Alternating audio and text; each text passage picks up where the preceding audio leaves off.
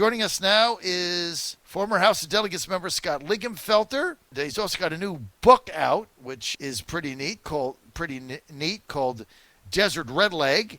And he's also running for Trump national delegates for the Charlotte Convention, if we actually have a convention.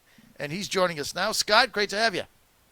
Thanks, John. Having my second cup of coffee, so raring to go. Colonel Lingamfelter, let me just ask you a few questions. Let's first get with you're running for Trump delegate to go to Charlotte. You think we're going to have a convention in Charlotte? I do, John, and here's why. Because I believe Donald Trump understands that it is important to really bring Americans together after this mess. And I listened to what you just said, and you're spot on. Thank you. And I think the president really and truly wants the people of the nation to see the unity that we can have. And I just got to tell you, I don't think for a second that the president is going to stand for not having a convention. I think we're going to have a convention. We're going to have one that's an unassembled convention with a drive-up voting procedure in the 1st Congressional District on the 13th of June at Caroline County High School. So I'm running to be national delegate because, quite frankly, John, I mean, let me cut to the chase. I am disgusted with how the socialists and the liberals have tried to destroy a president who basically is doing the kinds of things that many loyal conservatives did. Myself, promise made, promise kept for 16 years as a state delegate. And Donald Trump is doing that as our president, lowering taxes, reducing regulation, building our military, putting conservative judges on the bench. No wonder the liberals hate him.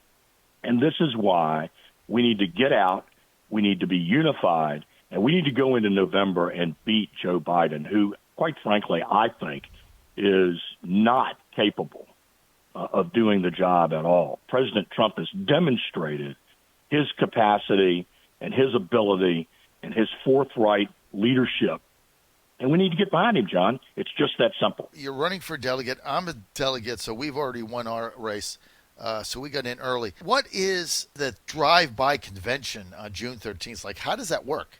Well, essentially, John, what the committee did is they're organizing, according to the new adopted state rules of the state party, an unassembled convention, which means basically they've got a small group that's putting together the credentials committee and the arrangements committee and all the stuff that goes on behind the scenes anyway, so that delegates to the 1st Congressional District will only have to drive down to Caroline County High School, drive up to a position where they, quote, register, in other words, get checked in, and then drive to another station where they're handed ballots.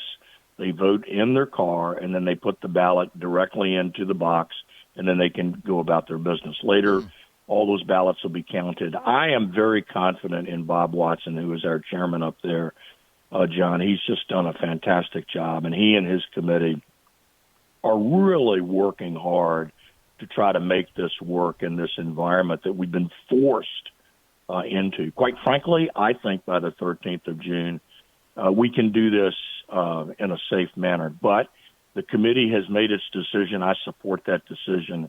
And so I'm asking people to go to Caroline High School and vote for me and the people who are solidly with Team Trump. There's a convention, but you don't assemble. So what do? You drive up to the high school and you wait in line like you're buying a hamburger at McDonald's? Exactly. And then you go and you drive through a couple of stations and then you're done. So there's stations, you give your credentials, and you give your ballot, and then you leave. So you never get out of your car? Never get out of your car, and you don't endure 500 speeches. So, okay. So, I mean, is this staggered? Because, I mean, how many delegates did you guys sign up, right? How many? I think they're in the order of about 300 to 400. And some people will come, some people won't come. I think a good many people will attend in the 1st Congressional District because there is a lot of excitement for Donald Trump. If you have 400 people show up with cars at the same time, you're going to be waiting there 2 hours with your engine on. Well, I'm not sure exactly how the committee is going to arrange it. They could have a couple of lanes, John, set up, but I think I think they are very, very focused on the kinds of problems that you're surfacing. And I'm sure people are thinking this through, and they're going to make sure that it's done in an But you expeditious think, manner. Colonel, you think that in Charlotte, because the RNC has spent money, they've paid the insurance. Both the governor and the mayor have to give the clearance. I mean, even if they just had the delegates there and the alternates, and their spouses or significant others or friends or whatever, I mean, that minimum you're going to get 5,000 people in that hall. So are you confident that by the end of August, Charlotte's going to go forward with it? I believe they will. Because Roy Cooper could effectively say, I'm limiting it to 100 people, so you're going to have to go online. Well, John, you know my motto of politics, if he were to do that. And here's my motto, just to remind you. Life is hard, but when you're stupid, it's really hard. I don't think that for a second he would make that stupid a political call. He might. I mean, let's face it. They've tried to get rid of the president on completely false charges about Ukraine. So there's a lot of stupidity out there, but I don't think that will happen in North Carolina. All right.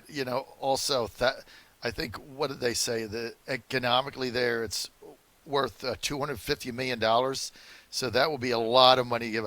Plus, Roy Cooper's up for election in November, I think, right? 2016 he was elected. So he's up for I mean, he'll get voted out in a heartbeat. So again, John, life is hard, but when you're stupid, it's really hard.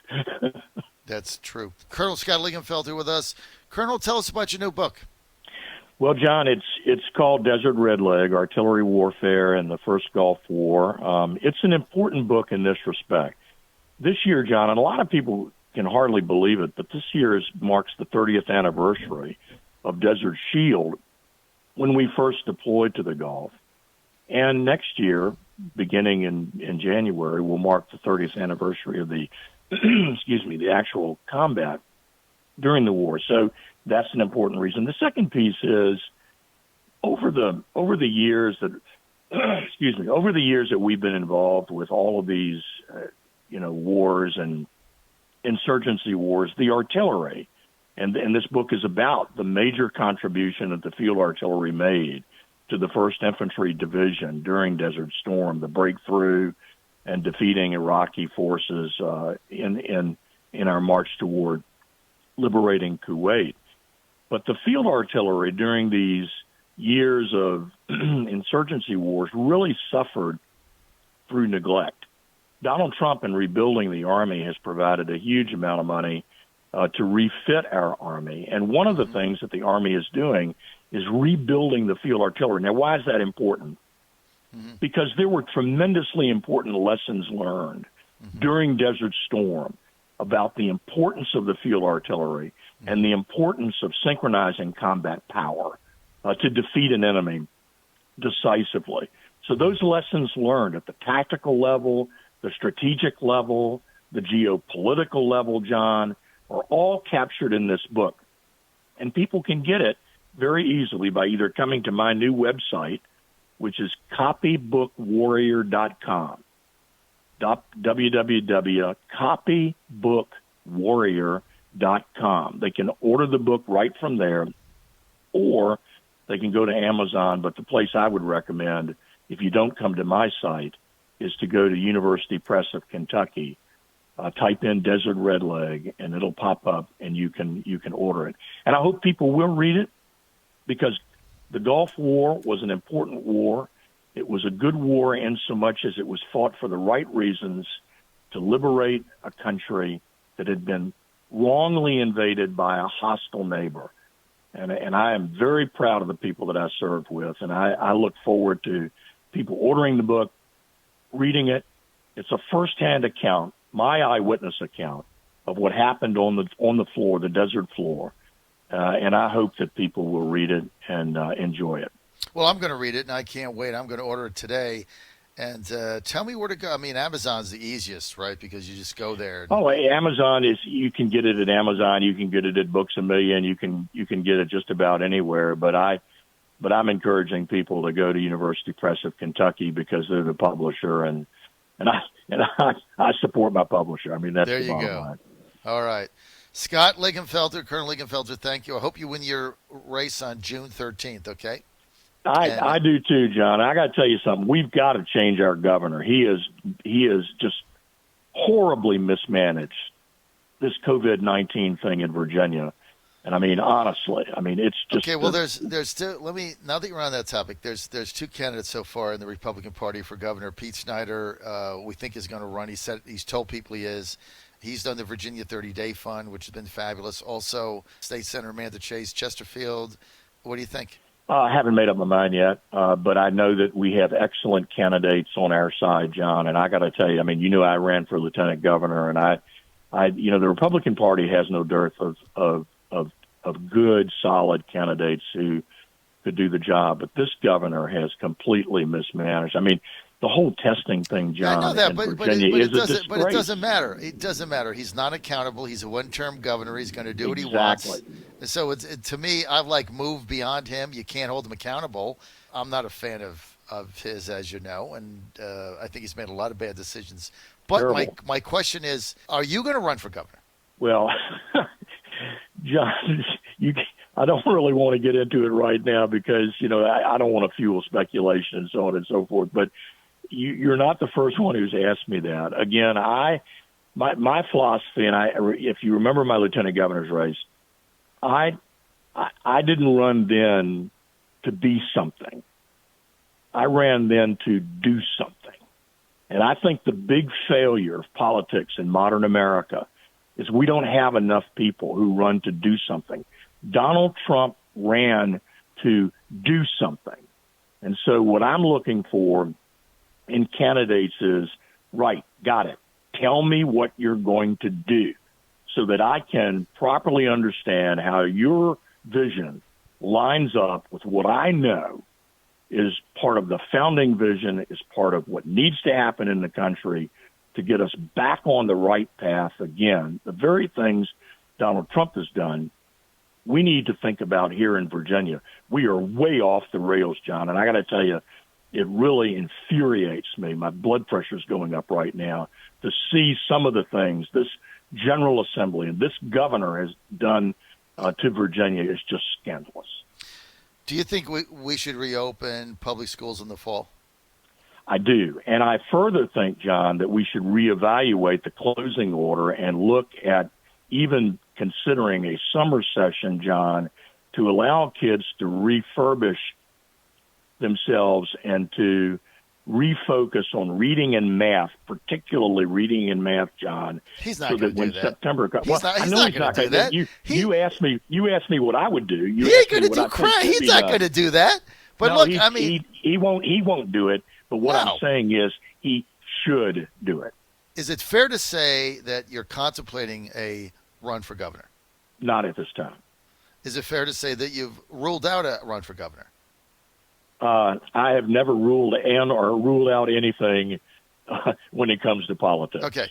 I don't think Northam's going to open up schools. I just don't think he's going to do it. I think he'll have some half-cocked reason why he can't open up schools, and which means there's no fall sports, there's no football, there's no soccer, there's nothing. Everything is gone, and kids fall further behind. I think he's under such pressure to keep schools closed. And, of course, if it keeps public schools closed, there's no private schools, the whole thing's a disaster. I think that's going to be the start of a political revolt in Virginia that he's not going to be able to put back in the bottle. What say you? Well, I think you would be right.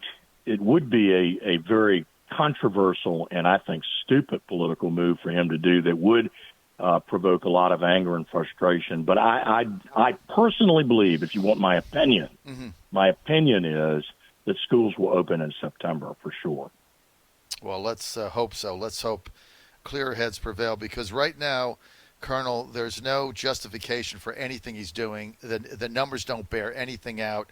The number of deaths in Virginia, to the number of population, to the number of, we can talk about testing all day long. There's almost 1,000 deaths. Over 550 of them people are over 75, 400 over 85. I mean, look, sequester those that are vulnerable and sick and elder and let everybody else get back to work. And people aren't paying attention to it. I'm telling you, I went to Virginia Beach with Ann on Saturday. We went on a date day. Place was packed. 2% of the people had a mask on. People are done with this, and they no longer believe it.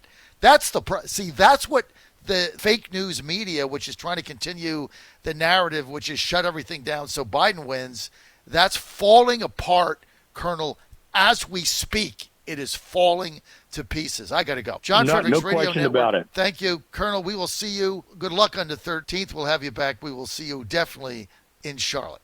Thank you.